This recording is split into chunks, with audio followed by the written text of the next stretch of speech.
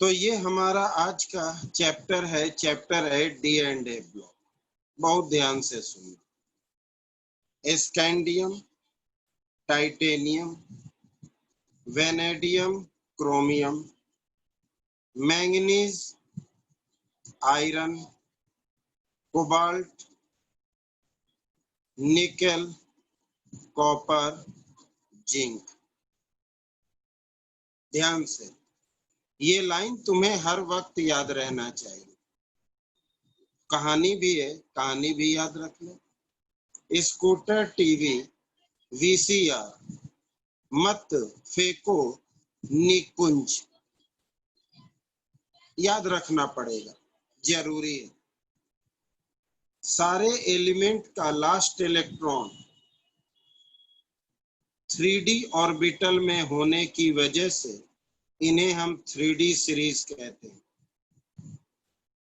उसी तरह से इस लाइन में सारे एलिमेंट का लास्ट इलेक्ट्रॉन 4D ऑर्बिटल में होने की वजह से इन्हें हम 4D सीरीज कहते हैं। Same case 5D series and 6D series. लेकिन यहां से शुरू होता है D1, D2, D3, D4, D5, D6, D7, D8, D9, D10। यहाँ पर D10 हो गया। 4D10, 5D10, 6D10, यहाँ से शुरू होता है। सारे एलिमेंट का लास्ट इलेक्ट्रॉन 3D ऑर्बिटल में, सारे का 4D orbital, 5D orbital, 6D orbital. Scooter, TV, VCR, मत फेंको निकुंज। Very simple. अब पहले सीरीज के बाद 5 ग्रुप तुम्हें याद रखने होंगे। कुछ कारण है, जैसे जिंक, कैडमियम एंड मरकरी। सिर्फ यही। इस ग्रुप को हम नॉन ट्रांजिशन कहते हैं। क्यों कहते हैं, हम बात करेंगे non transition. Copper, silver, gold. Copper, silver, gold highly मतलब very less reactive, that's why they are called noble metal. Noble metal का मतलब लेस रिएक्टिव और अनरिएक्टिव। लेस रिएक्टिव और अनरिएक्टिव। अर्पित बाबू, आप 5 मिनट लेट आकर के ये मत बोला करो सर एक बार फिर से। ये हम सारे बच्चे को कह रखे कि आप लोग 2 मिनट पहले आओ। 5 मिनट बाद आकर के ये मत बोलो कि सर एक बार फिर से। इधर पहले सुनो, फिर रिपीट करेंगे। कॉपर, सिल्वर, गोल्ड, इन्हें ये तीनों के तीनों हाईली अनरिएक्टिव या वेरी लेस रिएक्टिव होने की वजह से इन्हें हम नोबल मेटल कहते हैं। नोबल का मतलब लेस रिएक्टिव और unreactive. Nickel, palladium and platinum, ये तीनों एलिमेंट ऑर्गेनिक में हर वक्त रिड्यूसिंग एजेंट का काम करता है। मोस्टली जहां भी रिडक्शन करना हो तो हम कैटलिस्ट इन्हीं को लेते हैं। इसलिए इस ग्रुप को हम रिड्यूसिंग एजेंट भी कहते हैं। ये 3 ग्रुप याद रखने हैं, बीच के नहीं, लेकिन शुरू के 2 भी याद रखने हैं। उसके पीछे कारण ये है, जैसे कि स्कैंडियम, इट्रियम, लैंथेनम और एक्टिनम। हमारी बात को पहले सुन लो। देखो, जब भी टीचर पढ़ा रहे हो तो चुप करके सुनते जाओ, और जब टीचर पूछे कि अब बताओ क्या प्रॉब्लम है, तब पूछना।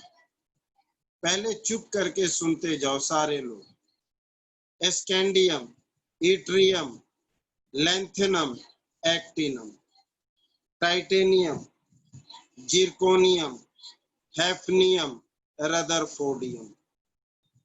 ये दोनों लाइन भी तुम्हें याद रखना है। क्यों? क्योंकि ये पूरा का पूरा सीरीज इन दोनों के बीच में।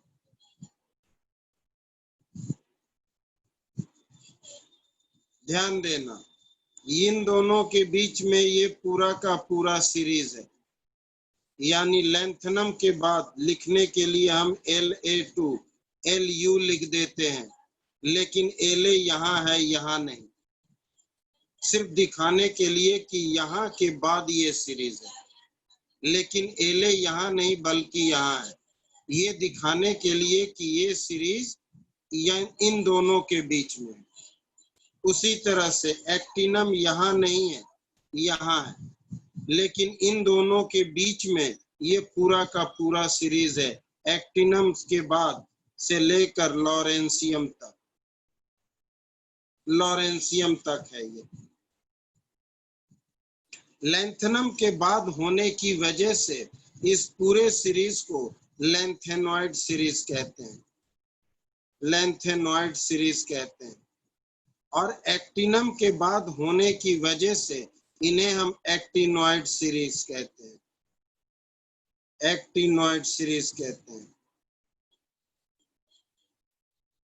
एक्टिनॉइड सीरीज कहते हैं। सारे एलिमेंट का लास्ट इलेक्ट्रॉन 4f ऑर्बिटल में होने की वजह से 4f सीरीज, और सारे एलिमेंट का लास्ट इलेक्ट्रॉन 5f ऑर्बिटल में होने की वजह से 5f सीरीज। f में होने की वजह से इनको यहाँ से अलग रखा गया और नाम दिया गया f ब्लॉक एलिमेंट, और नाम दिया गया f ब्लॉक एलिमेंट। किसी का रिकनेक्ट, कोई लेट, कोई लतीफ, कोई आराम से सो के आए, कोई आराम से घूम कर खा कर आए, क्या करें, मजबूर तो हम हैं, आप लोग नहीं। मुझे जरा फिर से बोलने दो। नहीं, बहुत लोग लेट में हैं, जरा बोल लेने दो, ध्यान देना। हमारा चैप्टर है D and F block element. इसे हम ट्रांजिशन एलिमेंट भी कहते हैं। क्यों कहते हैं, अभी थोड़ी देर बाद बताएंगे, ध्यान देना।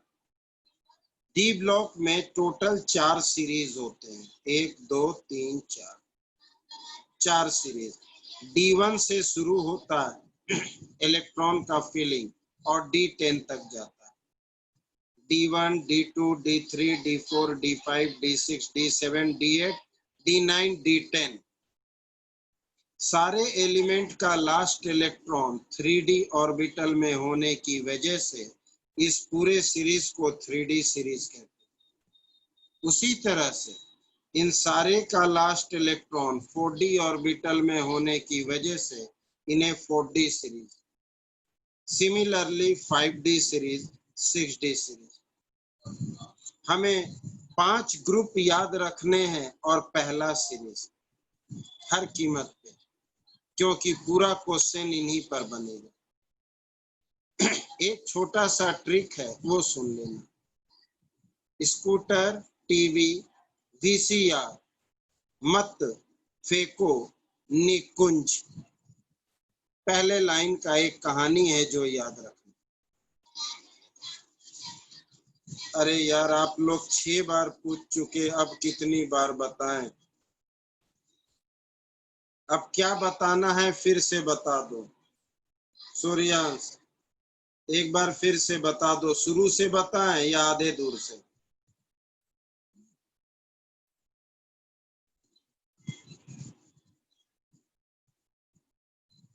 देखो, अगर आप 10-10 मिनट पे रिपीट कराओगे तो एक पेज में ही आपका 1 घंटा निकल जाएगा। इसलिए रिकॉर्डिंग भेजते हैं कि शुरू का कुछ छूट जाए तो 10 मिनट रिकॉर्डिंग देख लो कम से कम। ध्यान दो इधर।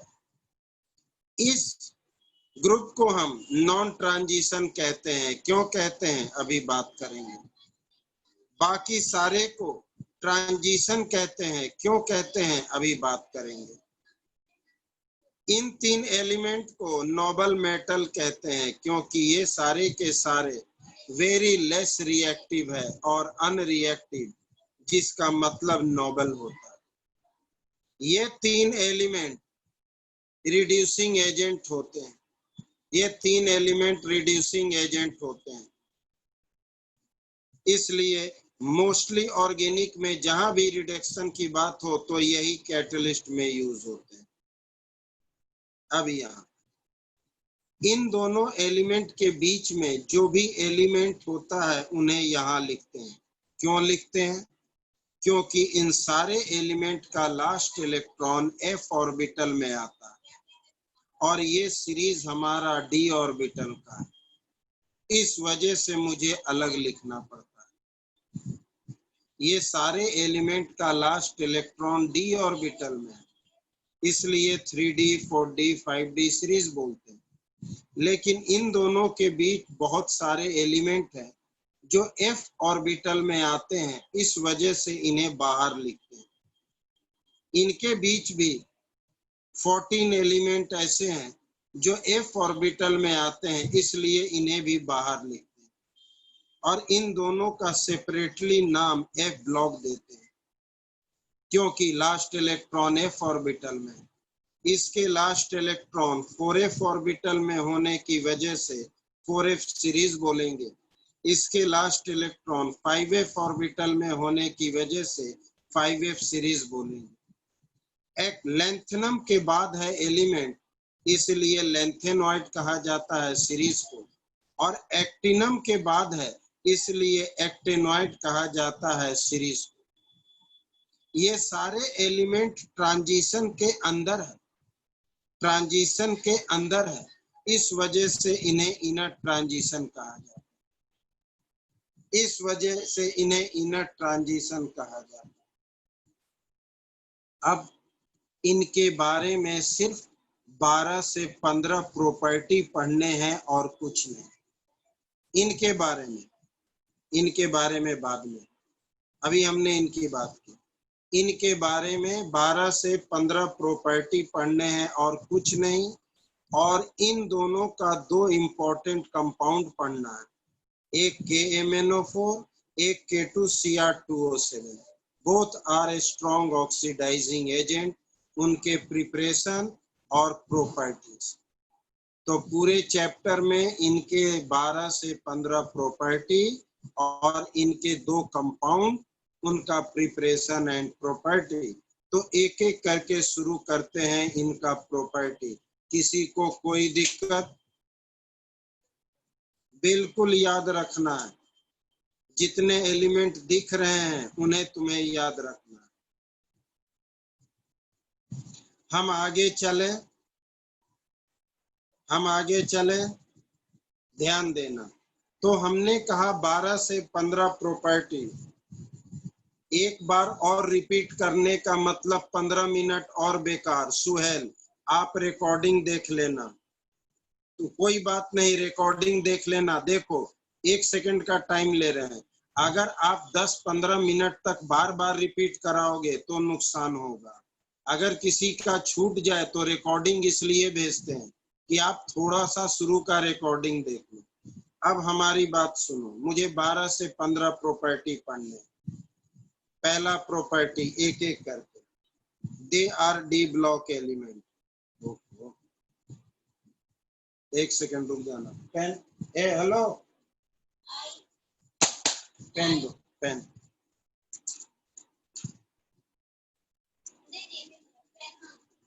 ध्यान देना, हाँ पेन खत्म हो गया, इधर देना, इधर। They are D block element. कोई चैट मत करना जब तक बोले ना। They are D block element. कारण, तो due to presence of last electron in D orbital. In D orbital में लास्ट इलेक्ट्रॉन होने की वजह से इन्हें हम डी ब्लॉक एलिमेंट कहते हैं। जनरल कॉन्फ़िगरेशन तुम्हें याद रखना है, n-1d 1 to 10 और ns 0 से 2। जनरल कॉन्फ़िगरेशन याद रखोगे। सारे का अभी हम इसकी बात कर रहे हैं।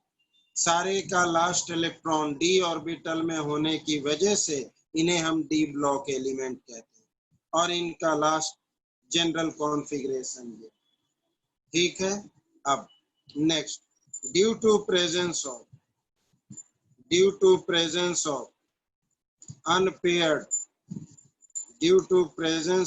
unpaired electron in d orbital, D orbital में अनपेयर्ड इलेक्ट्रॉन होने की वजह से इनके प्रॉपर्टीज S और P के बीच में वेरी करता है, इधर S इधर P। इन सब के अंदर अनपेयर्ड इलेक्ट्रॉन है डी ऑर्बिटल में, और अनपेयर्ड डी इलेक्ट्रॉन की वजह से S ब्लॉक और P ब्लॉक के बीच में इनके प्रॉपर्टी वेरी करते हैं। तो due to presence of unpaired electron in D orbital, it's property vary between S and P block element, और इसी नेचर को ट्रांजिशन कहते हैं। Hence they are called transition element। Transition element, इस वजह से इन्हें हम ट्रांजिशन एलिमेंट कहते हैं। अब बताओ किसे, हर पॉइंट के बाद आपसे पूछेंगे, समझ आया? हर पॉइंट के बाद आपसे पूछेंगे, समझ आया? जिसे दिक्कत हो तुरंत कह दो, एवरी पॉइंट के बाद ध्यान देना। नेक्स्ट पॉइंट, अनपेयर्ड की वजह से इन्हें हम ट्रांजिशन कहते हैं। तो सीधी सी बात है, ये तीनों नॉन ट्रांजिशन हो गए। क्यों? इनके अंदर कंप्लीटली फिल्ड डी ऑर्बिटल, इनके अंदर कंप्लीटली फिल्ड डी ऑर्बिटल है, इसलिए इन्हें हम नॉन ट्रांजिशन एलिमेंट बोलेंगे। तो यहाँ लिखेंगे कि zinc, cadmium and mercury are consider as non transition element. Non transition element इन्हें हम बोलेंगे। कारण, तो due to completely filled D orbital, due to completely filled D orbital, completely filled D orbital होने की वजह से इन्हें हम नॉन ट्रांजिशन एलिमेंट बोलेंगे। किसी को कोई दिक्कत? अगर ऐसा है तो फिर क्वेश्चन पूछा जाता है कि why copper silver gold are transition, why copper and silver are transition, ध्यान से देखना सारे लोग, फिर से पेज पलटने से पहले रिपीट करेंगे, ध्यान देना। Why copper and silver are transition, हमने कहा, ध्यान देना, कि जिसके अंदर अनपेयर्ड इलेक्ट्रॉन होते हैं वो ट्रांजिशन होते हैं। Zinc, cadmium, mercury non transition है, क्योंकि इसमें कंप्लीटली फिल्ड डी ऑर्बिटल है, यानी कि सारे के सारे पेयर्ड। तो अगर ऐसा है तो कॉपर सिल्वर क्यों ट्रांजिशन है? हमने ऐसा क्यों कहा? क्योंकि कॉपर में 4s1 और 3d10 होता है, सिल्वर में हमारा 5s1 और 4d10 होता है। तो अगर इनमें भी d10 है तो इसे हम, पिक्चर ब्लर आ रही है, पिक्चर ब्लर आ रही है, देखो अगर आ रही हो तो बोल देना।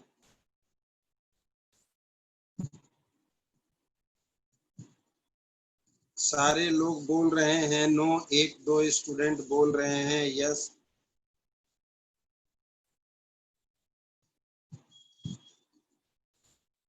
किसी ने यस नहीं कहा। एक ही बार नो लिखिए, इतने बार नो क्यों लिखते हैं? ध्यान देना,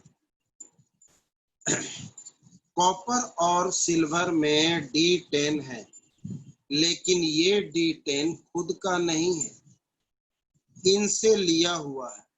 यहाँ 5s2 था, उससे एक लेकर d10 हुआ। यहाँ भी 4s2 था, इससे एक लेकर d10। इन दोनों या इन तीनों एलिमेंट की बात करो। हाँ नहीं, ये नॉर्मल स्टेट है, this is the exceptional case. Chromium, copper, silver, gold are exceptional case. ये इनका ग्राउंड स्टेट है, ये इनका ग्राउंड स्टेट है स्टेबिलिटी के लिए। ये कभी मत सोचना कि ये इनका एक्साइटेड स्टेट है। ध्यान देना, copper 29, 1s2, 2s2, 2p6, 3s2, 3p6, 4s2 और 3d9 होना चाहिए ऑब्बो प्रिंसिपल के अकॉर्डिंग। लेकिन अपने आप को स्टेबल करने के लिए एक इलेक्ट्रॉन इससे ले लेता है और ये एक्साइटेड नहीं, it is a ground state to gain stability. इसलिए कॉपर में, सिल्वर में, गोल्ड में जो 10वां इलेक्ट्रॉन होता है वो खुद का नहीं होता है, एस से लिया हुआ रहता है। जरूरत पड़ने पर ये लॉस करेगा, जरूरत पड़ने पर ये लॉस करेगा। ये ग्राउंड स्टेट है, एक्साइटेड स्टेट नहीं है। जरूरत पड़ने पर मतलब जब ये Cu प्लस बनेगा तो कॉन्फ़िगरेशन 4s0 3d10 होगा। लेकिन जब ये Cu2 प्लस बनेगा तो ये 4s0 3d9 हो जाएगा। इस वक्त तो अनपेयर्ड है, इस वजह से ये ट्रांजिशन। सिमिलरली Ag प्लस के केस में 5s0 4d10 और Ag2 प्लस के केस में तो 5s0 और 4d9। तो आंसर में क्या लिखना होता है कि वाई दे आर ट्रांजिशन, बिल्कुल लिखा हुआ वाई दे आर ट्रांजिशन। तो कारण दे सोज, एक लाइन में दे सोज +2 ऑक्सीडेशन स्टेट। आंसर में सिर्फ इतना लिखना होता है कि वाई कॉपर या सिल्वर आर ट्रांजिशन एलिमेंट, तो दे सोज +2 ऑक्सीडेशन स्टेट। इसका मतलब इस कंडीशन पर ये अनपेयर्ड रहेगा। लेकिन ये तीनों एलिमेंट किसी भी कंडीशन पे D10 ही रहते हैं, इसलिए ये नॉन ट्रांजिशन है। नॉन ट्रांजिशन का मतलब किसी भी कंडीशन पे अनपेयर्ड ना हो। तो ये तीनों एलिमेंट किसी भी कंडीशन पे अनपेयर्ड नहीं होता। लेकिन ये एलिमेंट जो है कॉपर, सिल्वर, गोल्ड होते तो 10 हैं, लेकिन इस कंडीशन पे अनपेयर्ड हो जाते हैं, इसलिए इन्हें हम ट्रांजिशन एलिमेंट कहते हैं। और कारण तो because they have tendency to show +2 oxidation state. कोई दिक्कत? एक बार फास्टली बोलना चाहेंगे, ध्यान देना, एक बार फास्टली बोल रहे हैं। पहला पॉइंट, सारे के सारे डी ब्लॉक एलिमेंट है क्योंकि सारे का लास्ट इलेक्ट्रॉन डी ऑर्बिटल में, इसलिए डी ब्लॉक एलिमेंट। इनका general configuration n-1d 1 to 10 and ns 0 to 2 है। इनके अंदर अनपेयर्ड इलेक्ट्रॉन होते हैं डी ऑर्बिटल में। सारे एलिमेंट में अनपेयर्ड इलेक्ट्रॉन होते हैं डी ऑर्बिटल में। इसकी वजह से इनका प्रॉपर्टी s ब्लॉक और p ब्लॉक, इधर s ब्लॉक इधर p ब्लॉक के बीच में वेरी करता है। Unpaired electron in D orbital की वजह से इनका प्रॉपर्टी s और p के बीच वेरी करता है। इस नेचर को ट्रांजिशन कहते हैं, इस वजह से इन्हें ट्रांजिशन एलिमेंट कहा जाता है। लेकिन ये तीनों नॉन ट्रांजिशन है, क्यों? इनमें अनपेयर्ड इलेक्ट्रॉन नहीं है, इनमें कंप्लीटली फिल्ड डी ऑर्बिटल है, इसलिए ये ट्रांजिशन। तो क्वेश्चन पूछा जाता है इन्हें ट्रांजिशन क्यों कहते हैं? क्योंकि इनका जो 10वां इलेक्ट्रॉन है खुद का नहीं है, s ऑर्बिटल से लिया हुआ है, जरूरत पड़ने पर ये खाली कर सकता है, इस वजह से इन्हें हम ट्रांजिशन कहते हैं। कोई दिक्कत? हम आगे चले। अब हम आगे चले, जिन्हें दिक्कत हो बोल देना। आप लोगों की वजह से 2-3 बार हमने रिपीट कर दिया। ठीक, जिन्हें ना समझ में आए वो जरूर बोलना, दूसरों को देखकर नहीं कि दूसरों ने कह दिया यस सर तो आपने कह दिया यस सर। पूछना जरूर। और सब लोग जरा टाइम पर भी आए। नॉन ट्रांजिशन का मतलब होता है, सुन लो, ट्रांजिशन का मतलब होता है जिसमें अनपेयर्ड इलेक्ट्रॉन होते हैं। सारे में अनपेयर्ड है, सिर्फ इन तीनों में नहीं है, इसलिए इन तीनों को नॉन ट्रांजिशन कहते हैं। जिसके पास अनपेयर्ड इलेक्ट्रॉन हो डी ऑर्बिटल में वो ट्रांजिशन, जिसके पास नहीं है नॉन ट्रांजिशन। कोई दिक्कत? आगे चले, बोलना जरूर हर कोई, ध्यान देना। अब इनके जो हमने प्रॉपर्टी, नेक्स्ट प्रॉपर्टी है एटॉमिक रेडियस। एटॉमिक रेडियस ध्यान से सुनना, हमने बहुत सारा कॉम्प्लेक्स है यहाँ, बहुत कॉम्प्लेक्स है, इसलिए क्या आपने पढ़ा है कि it increases in a group and decreases in a period. ये हम 11th क्लास से पढ़ रहे हैं कि एटॉमिक रेडियस ग्रुप में बढ़ता है क्योंकि हर बार एक नया शेल बनता है, लेकिन पीरियड में घटता है क्योंकि शेल वही रहता है, नंबर ऑफ इलेक्ट्रॉन बढ़ते हैं तो कॉन्ट्रैक्शन होता है। लेकिन यहाँ पर ये बात नहीं है, यहाँ पर दोनों केस उल्टा है। अगर आप पीरियड की बात करते हो, पीरियड में तो साइज डिक्रीजेज क्योंकि पीरियड में डिक्रीज होता है, but at the end of series, ठीक है, स्लाइट इंक्रीजेस, कारण तो due to inter electronic repulsion की वजह से। ध्यान देना। अगर अब हम ग्रुप की बात करते हैं तो ग्रुप में साइज बढ़ता है, यहाँ भी बढ़ेगा, ग्रुप में भी increases in group, atomic radius increases in group, but due to shielding effect there is, अभी कुछ मत लिखना, केवल सुनो, there is decrease in size from La to Lu due to 4f orbital and फिर AC to LR, कारण तो due to 5f orbital.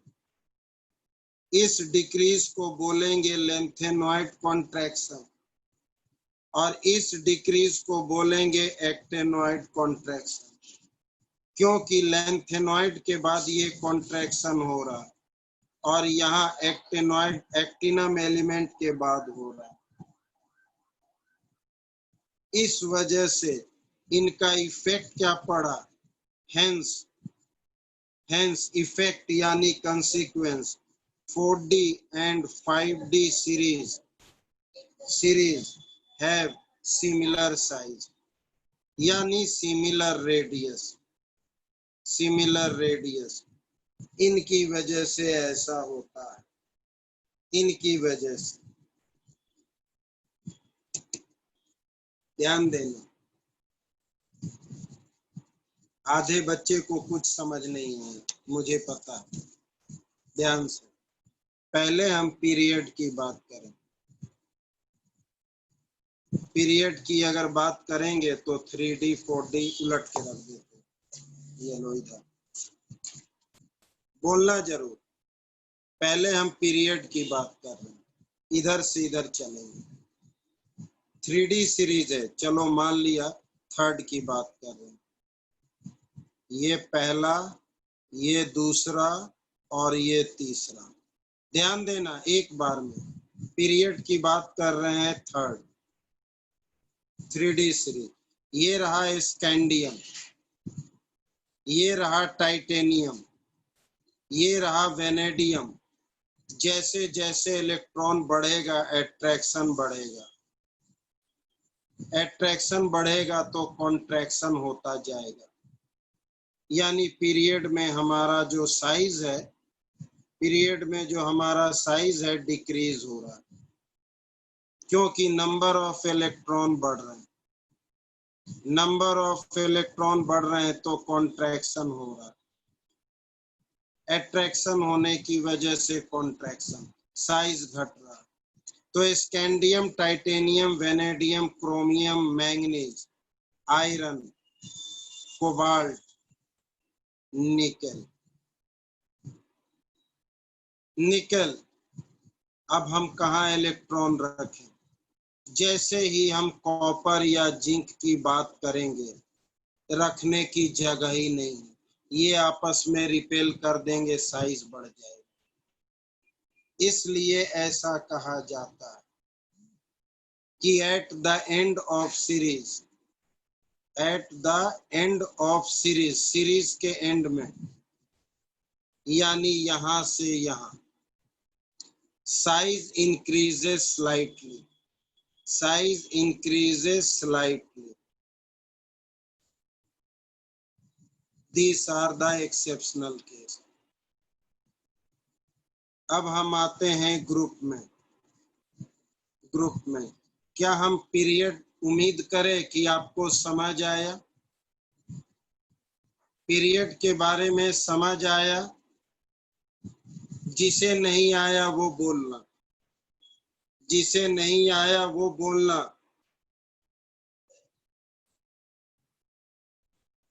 जिसे नहीं आया वो बोलना। ठीक है, अब ग्रुप की बारी है। ग्रुप में ध्यान देना।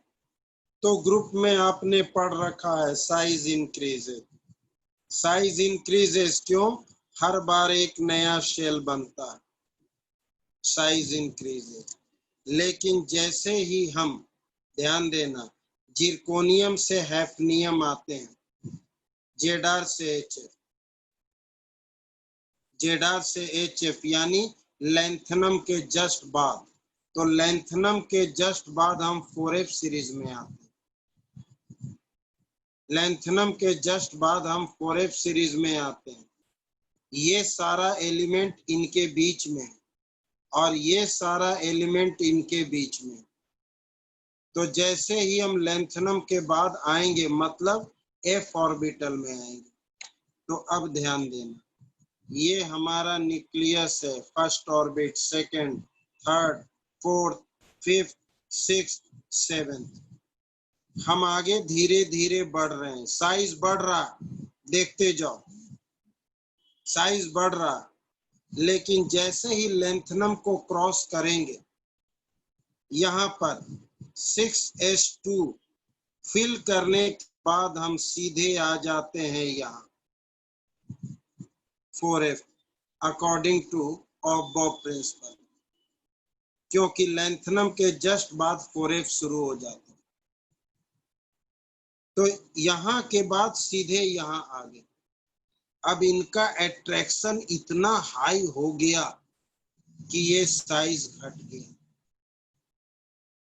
ठीक उसी तरह से जब हम यहाँ से आगे बढ़ते हैं, तो एक्टिनम के बाद हम आते हैं 5F में, यानी यहाँ के बाद 5F शुरू हो जाता है, जो हम अलग से लिख रहे हैं। तो जैसे ही हम 7s में जाते हैं, उसके बाद हम सीधे 5F में आते हैं, ऑफ प्रिंसिपल के अकॉर्डिंग। अब इनका भी एट्रैक्शन बढ़ा, फिर साइज घटा।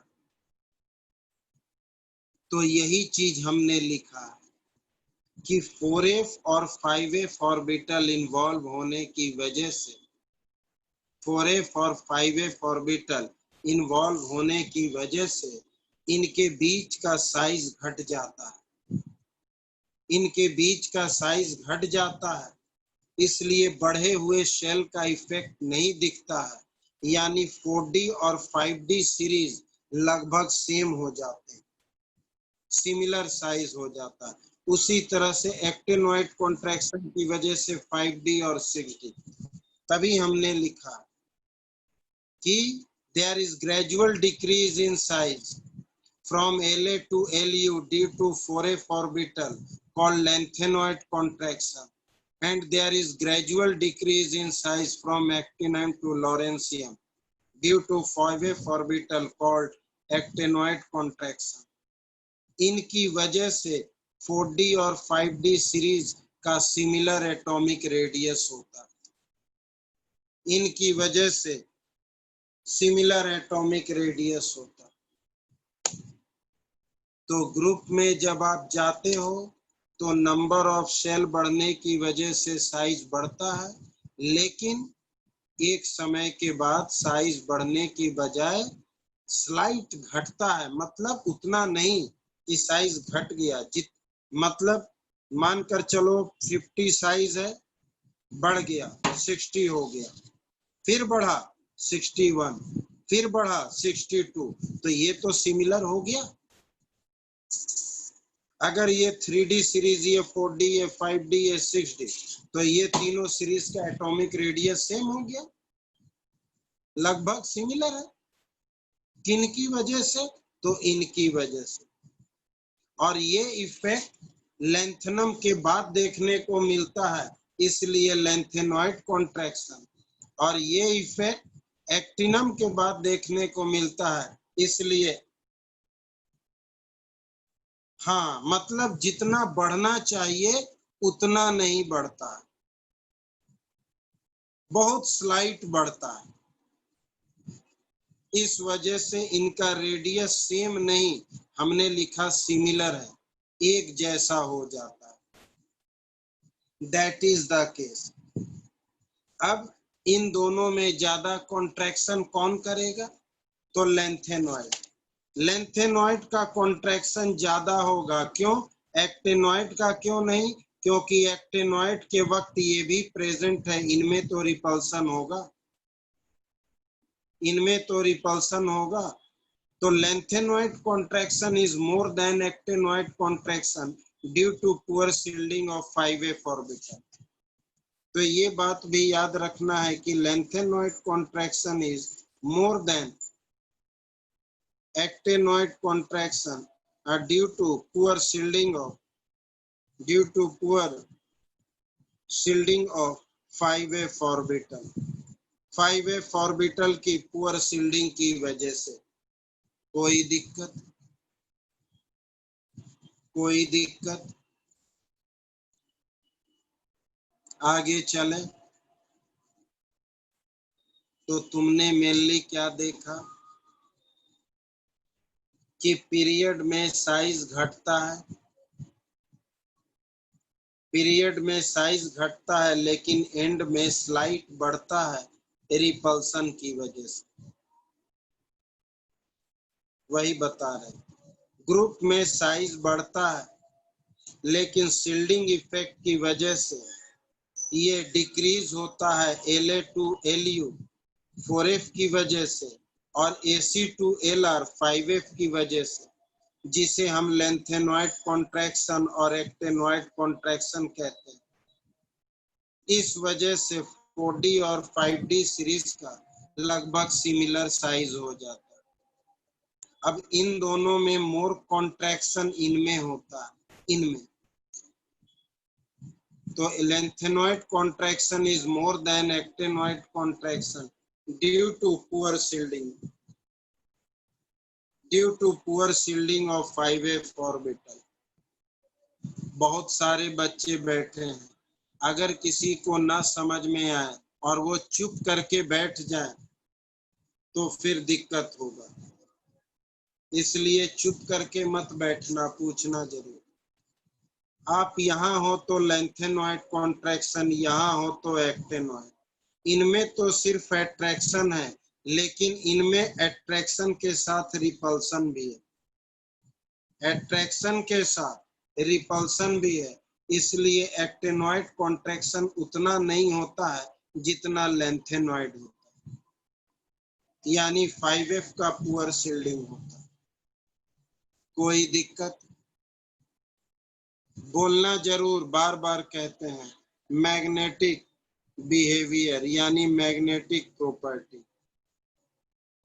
दूसरों को देखकर कभी ये मत समझना कि दूसरों को समझ आ गया तो मुझे भी आ गया। जिन्हें ना आए तुरंत कहना कि सर मुझे नहीं आया। एक लाइन में कहते हैं हर किसी को। ध्यान देना, मैग्नेटिक बिहेवियर हम सॉलिड स्टेट में पहले भी पढ़ चुके हैं कि every substance has magnetic property.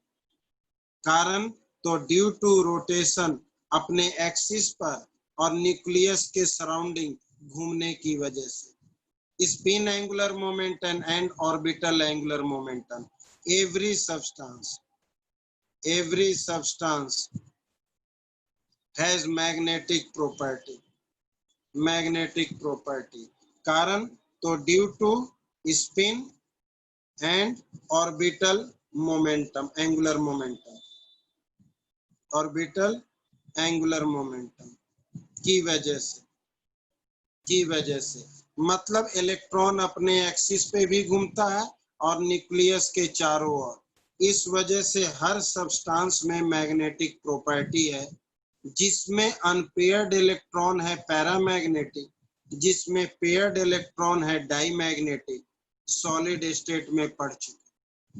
लेकिन यहाँ सारे ट्रांजिशन में अनपेयर्ड इलेक्ट्रॉन, इस वजह से ऑल ट्रांजिशन आर पैरामैग्नेटिक। तो all transition are paramagnetic in nature. Paramagnetic कारण तो due to presence of unpaired electron in d orbital,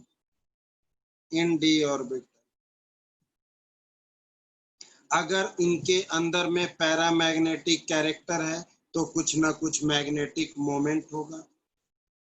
तो ट्रांजिशन एलिमेंट सारे के सारे पैरामैग्नेटिक है और magnetic moment equals to √n into n+2। Bohr magneton is the unit and n equals to number of unpaired electrons। तो जितने ज्यादा unpaired electron होंगे उतने ज्यादा मैग्नेटिक मोमेंट होंगे। कोई दिक्कत? और नॉन ट्रांजिशन एलिमेंट जिसमें पेयर्ड इलेक्ट्रॉन है उनमें नंबर ऑफ अनपेयर्ड 0, तो उनका मैग्नेटिक मोमेंट 0। किसी को कोई दिक्कत है तुरंत कह दो।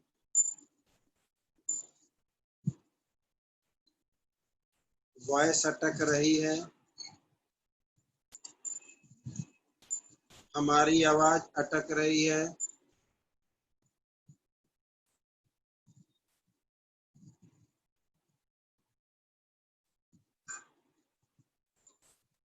रिपीट तो हम अभी कर देंगे, चिंता अभी हम कर देंगे। ध्यान देना, हमारी बात को ध्यान से सुनना। सब लोग, सारे लोग ध्यान से सुनना। कोई भी सब्सटेंस हो, हर सब्सटेंस के अंदर में मैग्नेटिक बिहेवियर होता है। क्यों होता है?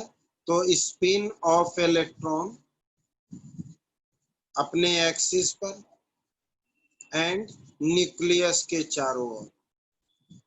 एक्सिस पर स्पिन और न्यूक्लियस के चारों ओर इलेक्ट्रॉन घूमने की वजह से दुनिया का कोई भी सब्सटेंस, हर सब्सटेंस में मैग्नेटिक प्रॉपर्टी होता है। लेकिन कैसा? एक पैरामैग्नेटिक और एक डाईमैग्नेटिक। डाईमैग्नेटिक वो सब्सटेंस होगा जिसमें पेयर्ड इलेक्ट्रॉन होगा। पेयर्ड इलेक्ट्रॉन की वजह से जो सब्सटेंस मैग्नेटिक फील्ड में रिपल्सन शो करे, पेयर्ड इलेक्ट्रॉन की वजह से जो सब्सटेंस मैग्नेटिक फील्ड में रिपल्सन शो करे उसे डाईमैग्नेटिक बोलते हैं। और अनपेयर्ड इलेक्ट्रॉन की वजह से जो भी सब्सटेंस मैग्नेटिक फील्ड में अट्रैक्शन शो करे उसे हम पैरामैग्नेटिक सब्सटेंस बोलते हैं। चाहे पैरामैग्नेटिक हो चाहे diamagnetic, every substance has magnetic behaviour, या तो डाईमैग्नेटिक या पैरामैग्नेटिक। अब हम ट्रांजिशन की बात कर रहे हैं, तो ट्रांजिशन का मतलब ही होता है अनपेयर्ड इलेक्ट्रॉन। ट्रांजिशन का मतलब ही होता है अनपेयर्ड इलेक्ट्रॉन। तो जहां अनपेयर्ड इलेक्ट्रॉन होगा वो पैरामैग्नेटिक। तो all transition elements are paramagnetic due to presence of unpaired electron. तो सारे के सारे ट्रांजिशन एलिमेंट पैरामैग्नेटिक होते हैं क्योंकि सारे में अनपेयर्ड इलेक्ट्रॉन होते हैं। कोई दिक्कत? कोई दिक्कत? अगर ऐसा है तो उनके मैग्नेटिक मोमेंट निकाला जा सकता है।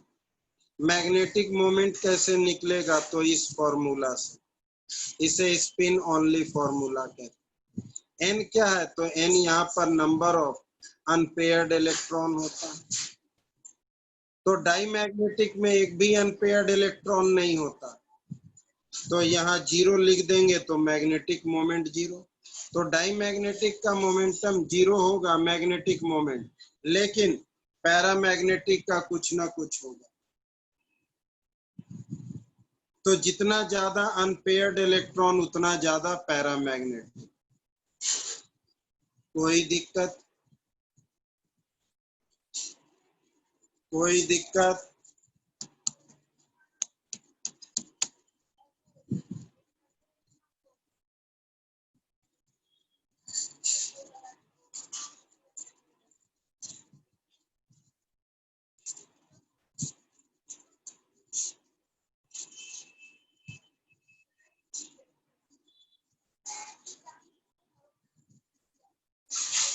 पिक्चर ब्लर है।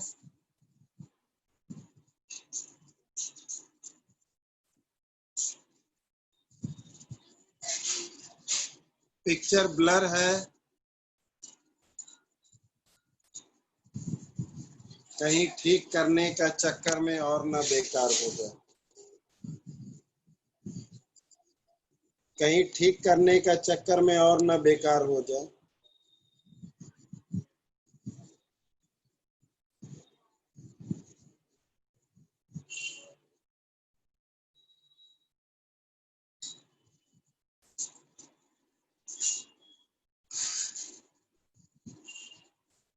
एक सेकंड रुक जाना सब लोग, सब लोग एक सेकंड रुक जाना।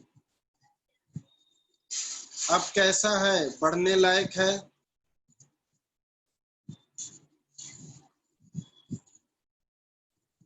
देखो ब्लर हो तो बोल देना, ब्लर हो तो बोल देना।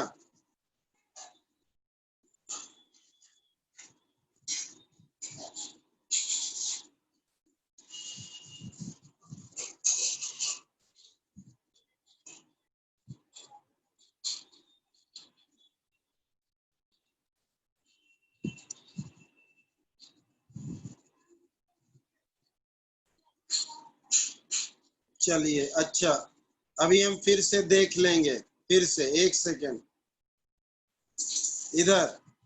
क्या उम्मीद करें आपको मैग्नेटिक प्रॉपर्टी समझ आया? क्या उम्मीद करें मैग्नेटिक प्रॉपर्टी समझ आया? तो हमने वही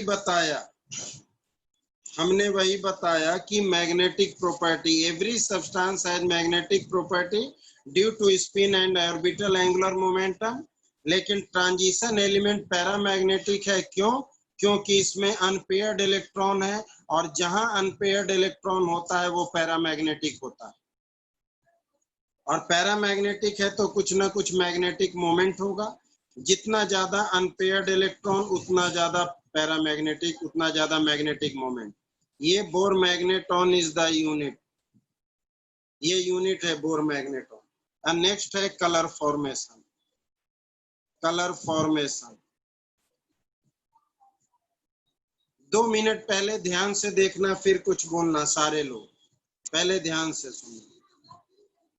अगर इनके बारे में लिखना हो तो सिर्फ एक लाइन लिखते हैं, transition element, transition element shows color due to, ध्यान देना, due to dd transition of electron, due to dd transition of electron। इतना भी लिख देने से काम चलेगा, क्यों? नहीं तो पूरा एक्सप्लेन करना पड़ता है। एक्सप्लेनेशन में क्या कि valence shell electron absorb energy, it get excited and then comes back to the original state and release energy in the form of color। पूरी बात लिखनी होगी एक बार फिर से, बिल्कुल हेलोजन में भी कि transition element absorb energy and its valence electron get excited and then comes back to the original state and release the energy in the form of color। तो उनसे बेहतर है कि transition element shows colour due to DD transition of electron, DD transition of unpaired electron. सिर्फ इतना ही, unpaired electron, unpaired electron में DD transition की वजह से ये कलर फॉर्म करता है। तो वैलेंस शेल तो यहाँ पर डी ऑर्बिटल है, तभी तो हम इसे डी ब्लॉक एलिमेंट बोलते हैं। अभी वही बताने जा रहे हैं, वही बताने जा रहे। ट्रांजिशन एलिमेंट, किसी भी एलिमेंट को जब एनर्जी दोगे तभी वो कलर शो करेगा, अदरवाइज नहीं। किसी भी एटम को जब एनर्जी दोगे तभी वो कलर शो करेगा, अदरवाइज नहीं। तो अगर तुमने ट्रांजिशन एलिमेंट को एनर्जी दिया तो उसके वैलेंस शेल के ये जो डी ऑर्बिटल है, डी ऑर्बिटल एक्साइटेड हो जाते हैं और एक्साइटेड हो करके दो पार्ट में स्प्लिट होते हैं, दो पार्ट में स्प्लिट होते हैं। एक पार्ट में 3 ऑर्बिटल और एक पार्ट में 2 ऑर्बिटल। इनसे नीचे का मतलब ये लोअर एनर्जी, लोअर एनर्जी, और ऊपर का मतलब ये हायर एनर्जी, हायर एनर्जी। ये लोअर एनर्जी, ये हायर एनर्जी। दो पार्ट में स्प्लिट होता है, कब? एक्साइटेड होकर। एक्साइट कब होगा? जब इसे एनर्जी मिलेगी। जब इसे एनर्जी मिलेगा तो ये एक्साइटेड फॉर्म में जाएगा और इनके अंदर जो इलेक्ट्रॉन होते हैं अनपेयर्ड, हमने वर्ड यूज किया, वो हायर एनर्जी में जाते हैं और फिर वापस आते हैं। एनर्जी गेन करके हायर लेवल में गए, लोअर से हायर, और वापस हायर से लोअर आते हैं। आते समय एनर्जी रिलीज करते हैं, वही कलर के फॉर्म में दिखता है। यानी अब भी डी ऑर्बिटल था, अब भी डी ऑर्बिटल है। ये डी ऑर्बिटल से डी ऑर्बिटल में जाता है, इस वजह से बोला जाता है ड्यू टू डी ट्रांजिशन। 3 वाले के ग्रुप को T2G कहते हैं और 2 वाले के ग्रुप को EG कहते हैं। 3 वाले को ग्रुप को T2G नाम दिया गया और 2 वाले के ग्रुप को EG नाम दिया गया। इनकी वजह से ये कलर का फॉर्मेशन करते हैं। किसी को कोई दिक्कत? किसी को कोई दिक्कत हो तो तुरंत कह देना कि हाँ सर मुझे दिक्कत है, एक लाइन में। नहीं, जिन्हें है वो जरूर बोलो। नहीं, इसका कोई फुल फॉर्म नहीं। एक बार फिर से, कुछ लोग बोल रहे हैं, एक बार फिर से ध्यान देना। कोई दिक्कत नहीं, ध्यान दो, कोई दिक्कत नहीं। ध्यान देना, कोई भी एटम जो है कलर कब फॉर्म करता है, ध्यान देना, वही बताने जा रहे हैं, वही सारी बातें क्लियर वे में। कोई भी एटम जो है, हाँ पहले हमारी बात, कोई भी एटम ऐसे, इलेक्ट्रॉन जहां है वैलेंस इलेक्ट्रॉन, हर एटम में ऑर्बिट इनफाइनाइट होता है। तुम जब एनर्जी देते हो तो हायर एनर्जी में इलेक्ट्रॉन जाता है और वापस आते समय एनर्जी रिलीज करता है, वही मुझे कलर के फॉर्म में दिखता है। हम डी ब्लॉक में हैं। डी ब्लॉक का मतलब हमारा लास्ट इलेक्ट्रॉन जो होता है वो डी ऑर्बिटल में होता है।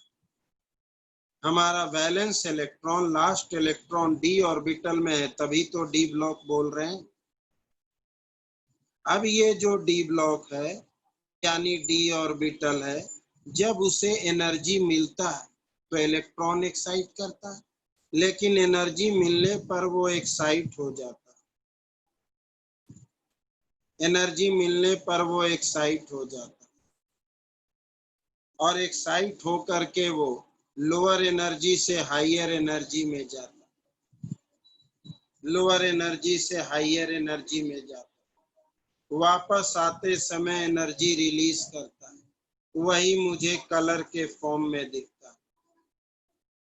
तो डी ब्लॉक एलिमेंट की खासियत है कि अगर लास्ट ऑर्बिट में लास्ट इलेक्ट्रॉन डी ऑर्बिटल में हो तो डी ऑर्बिटल एक्साइटेड होने के बाद टूट जाता है T2G और EG में, उसके बाद इलेक्ट्रॉन एक्साइट होता है। ये डी ऑर्बिटल की खासियत, और उसकी वजह से जो एनर्जी निकलता है वो कलर के फॉर्म में दिखता है। इसलिए आप इसको पूरा कहानी न लिखकर एक लाइन में लिखेंगे, due to D transition of electron, due to D transition of electron, आप ऐसे लिखेंगे।